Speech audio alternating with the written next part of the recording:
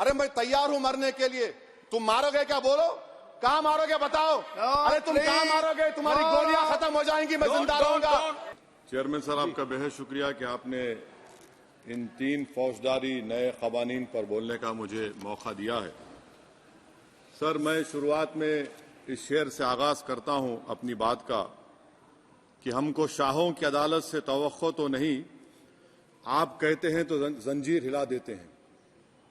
Sir, ये 3 फौजदारी के कवानीन खुद मुजरिमाना है। ये जुर्म की रोकथाम से ज्यादा हुकूमतों के जराइम को कानूनी शक्ल देने के लिए बनाए जा रहे हैं। अब तरफे तमाशा यह है सर कि पिछले सेशन में मोदी हुकूमत ने जन विश्वास बिल 2023 को, जिसमें 183 प्रोविजंस और 43 कवानीन थे इम्प्रिजनमेंट के, उसको निकालकर फाइन में तब्दील कर दिया। उसमें ड्रग्स एंड कॉस्मेटिक्स एक्ट को भी तरमीम की गई और सजा के बजाय सबस्टैंडर्ड ड्रग्स के लिए आपने फाइन ला लिया।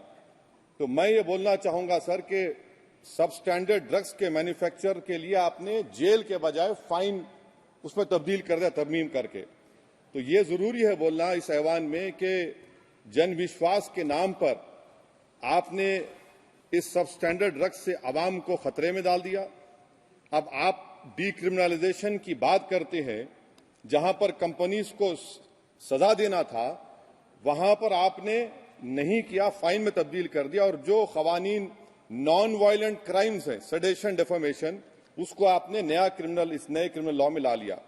तो सर, ये बात साफ हो गई कि जन के लिए अविश्वास, धंधे के लिए विश्वास, ये इस हुकूमत का नया मंत्रा है। और लाइटर वेन में अगर मैं कहूं तो जॉन अलिया ने कहा था कि जुर्म में हम कमी करें भी तो क्यों, तुम सजा भी तो कम नहीं करते। सर, आज सच्चाई इस देश में यह है कि सूट पहनने वाला क्राइम से जुर्म से बच जाता है, जेल से बच जाता है। एक खाकी पहनने वाला किसी को करीब से गोली मार सकता है, हथकड़ी पहने हुए मुजरिम को, उसको कुछ नहीं, जवाबदेही नहीं है। सच्चाई हमारे मुल्क में यह है कि इस ऐवान में जिन पर टेररिज्म का चार्ज है वो इस कानून पर वोट डालेंगे कि टेररिज्म क्या है, नहीं है। सर, मुझे ये कहने की इजाजत दीजिए कि अगर आज भगत सिंह को और मोहनदास करमचंद गांधी को ये 3 कवानीन बनाए जाते तो भगत सिंह और मोहनदास करमचंद गांधी कहते कि रोलट एक्ट है, ये 3 कवानीन रोलट एक्ट है। अब हुकूमत को बताना पड़ेगा कि असल मकौले पुत्र कौन है। सर, सच्चाई यह है कि इस मुल्क के गरीब, दलित, मुसलमान, आदिवासी, इनके लिए जिंदगी से बड़ी कोई सजा नहीं है। और क्या जुर्म है पता ही नहीं इनको। सर, अगर हमको रिफॉर्म करना था, इस्लाह करना था, तो हमको उन प्रोविजंस को निकालना था जो हुकूमत और पुलिस को मनमानी करने की इजाजत देती है। हमको वो प्रोविजंस को निकालना था कि जो मंत्रियों को और पुलिस को ये मौका मिल जाता है लोगों को सालों जेल में रखने का, उन पर कोई जुर्म पर साबित नहीं होता। हमको ये करना चाहिए था कि जो प्रोसिक्यूटर होता है वो फैब्रिकेटेड एविडेंस डालकर ताकतवरों को अपनी ताकत की बुनियाद पर उनको छूट दे देता है। हमने वो काम नहीं किया। आज हमारे वतन अजीज भारत में सबसे ज्यादा अंडर ट्रायल अगर कोई है जेलों में तो मुसलमान, दलित, आदिवासी हैं। सर, इनका कन्विक्शन रेट देख लीजिए आप।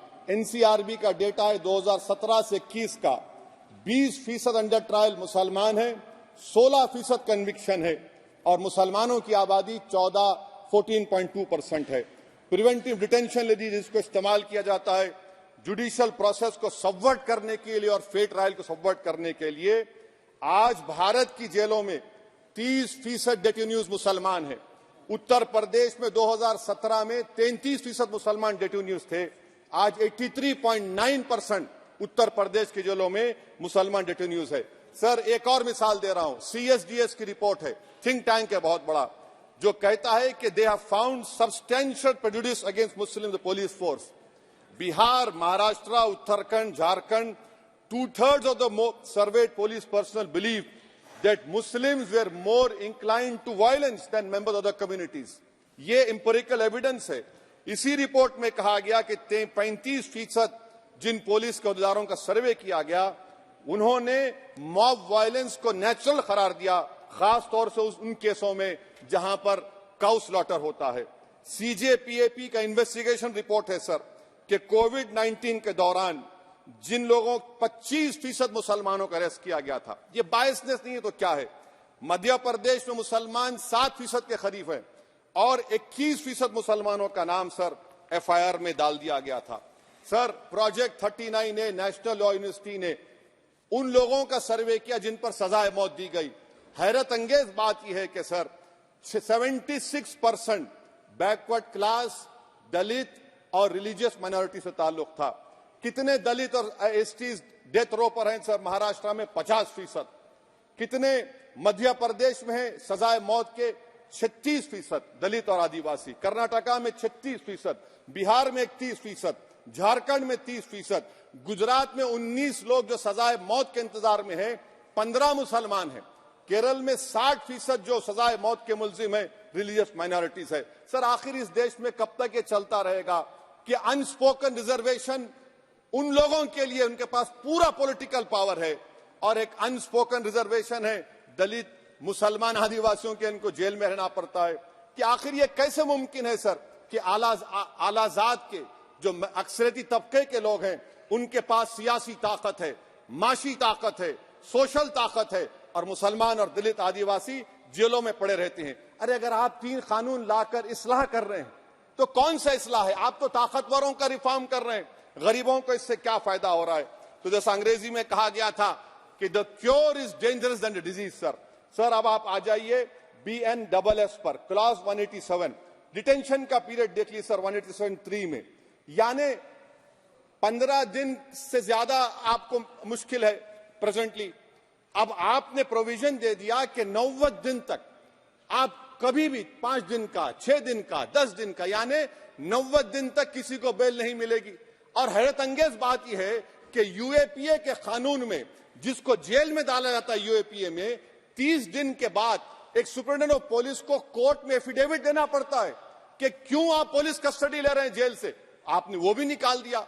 यानी जिस किसी को भी आप इस कानून में अरेस्ट करेंगे, यूएपीए से ज्यादा मैं 90 दिन जेल में रहूंगा। और कौन रहेगा जेल में? मुसलमान रहेगा, दलित रहेगा, आदिवासी रहेगा और बेल उसको नहीं मिलेगी। तो ये खुद सुन लीजिए, तो यानी कन्विक्शन नहीं होगा, ना बेल मिलेगी क्योंकि पुलिस कस्टडी है। ये कानून में है सर, आप मुझे करेक्ट कर सकते हैं। अच्छा, DK बासु के गाइडलाइंस को आपने अडॉप्ट नहीं किया। क्लॉज 53(1) आप ये भी नहीं कह रहे कि भाई कौन उसको एग्जामिन करेगा, तो discretion of the medical practitioner. अरे आप पुलिस में जब जाते हैं तो पुलिस इतनी खातिर तवाज़ो करती है कि तलवों से लेकर जिस्म तक पूरे निशानात उसके जिस्म पर रहते, और आप कह रहे हैं कि मेडिकल प्रैक्टिशनर डिस्क्रेशन करेगा तो होगा।